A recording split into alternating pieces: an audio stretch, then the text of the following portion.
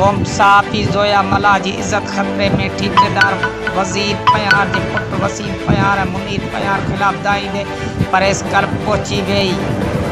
बास सर वसीम प्यार मुनीर प्यार जान जा बेरी बणजी विया आहिनि जेके आई ठाहे इज्जत के नुक़सान रसाए रहा है। वसीम प्यार मुनीर प्यार पारां मिलंदड़ धमकियुनि जा सबूत मौजूद आहिनि। SSP खैरपुर ॿिया बस वारनि नोटिस वठी जवाबदारनि खिलाफ कार्रवाई करे इंसाफ़ कयो वञे। ॿी सूरत में पाण खे बाहि साड़ण जो चेताव ॾिनो आहे।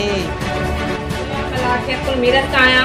मां हिकु रोड जी पोस्ट रखी त जंहिं ते जेको आहे करप्ट ठेकेदार वज़ीर अली पहाड़ जो पुटु ऐं संदसि भाइटियो मुनीर अली पहाड़ मूं मथां दॿिरी जी पिया आहिनि।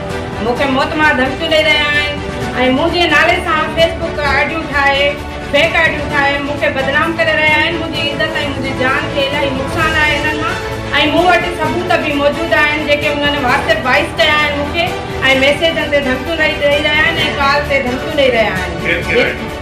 हिकिड़ो मुनीर पहाड़ जेको करप्ट ठेकेदार वज़ीर अली पहाड़ जो भाइटियो आहे जो संदसि पुटु वसीम आहे। मुंहिंजो मुतालबो आहे SSP खैरपुर खां हिननि ॿिन्ही खे गिरफ़्तार करे मूंसां इंसाफ़ कयो वञे। मूंखे हिननि ॿिन्ही मां जान जो बि ख़तरो आहे, मूंखे इज़त जो बि हिननि मां ख़तरो आहे। न त ॿी सूरत में पाण थाणे जे अॻियां पंहिंजे पाण खे बाहि ॾेई साड़े छॾींदा।